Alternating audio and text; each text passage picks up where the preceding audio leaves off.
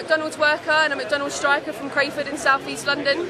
Workers in the UK, for the first time in British history, are choosing to go on strike against McDonald's on the 4th of September. We've been inspired by the Fight for 15 in America and the Unite campaigns in New Zealand that have won workers better money and better conditions in work. This has not been an easy option for us. We started to unionise to protect ourselves in work. We started to unionise to fight back against bullying managers who are constantly on our backs. This now has been the position that McDonald's has forced us into. We had no option other than to go on strike because they have ignored us every step of the way. Currently we're fighting back against managers who have bullied and harassed us in the workplace. We're fighting for better conditions, we're fighting for a pay that we can all live on and that will entitle us to feed our children, put shoes on their feet and to make sure that we all have stable places to live. McDonald's, the chips are down. McDonald's bosses, heed us say! No pay, no way! McDonald's bosses, heed us say! No pay, no way! They believe it's so important to make a stand for other people as well as themselves.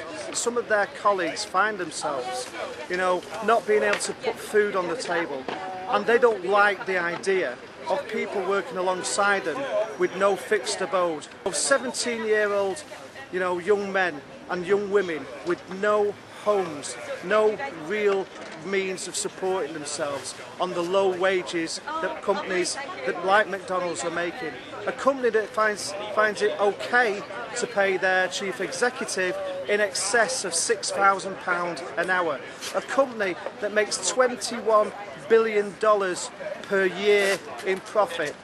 Yet, we in this country find ourselves funding their low wages through benefits. That's our taxes being used instead of supporting the fire service stations or the hospitals or our teachers, instead of keeping the shore starts open or the libraries from closing.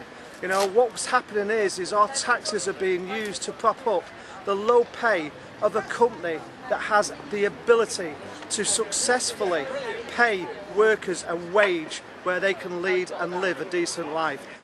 And these workers, they symbolise the start, the rebirth of a trade union movement, a proud trade union movement, our movement. This is a class movement, the class struggle. This is us. We're going to take the fight to them. And with your help, with your support, these history makers are going to lead us to a new Labour movement.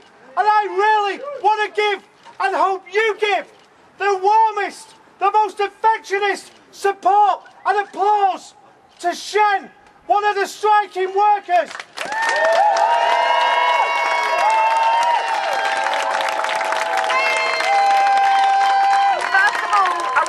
To all of you, thank you. Because when we've had head office in our stores in the lead up to this strike, intimidating workers every day, all we've had to do is look online to the messages of solidarity and support from all of you. All we've had to do is look at the donations that are coming in to support these workers. And we've been able to give them hope. When there are managers telling them that they can be arrested for striking, that they can lose their jobs for going on strike, we have only had to show them that you are all behind us, and I'm so thankful for that, really I am.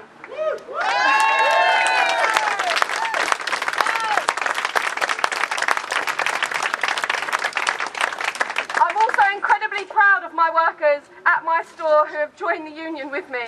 I'm incredibly proud of the workers at Cambridge who have stood up as well. We started off to protect ourselves, but now we want them to make sure that they're hearing us, that they know what our complaints are, that they can't let us be in these positions anymore. With people living on chairs, with people sleeping on floors, with someone with a 4-year-old son is homeless and they care nothing about it.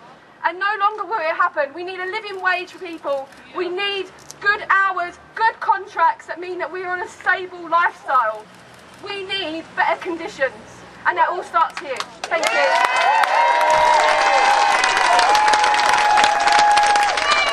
If a single worker faces disciplinary action or any punishment for taking strike action, they will feel the full force of the general public in every single shop across this country.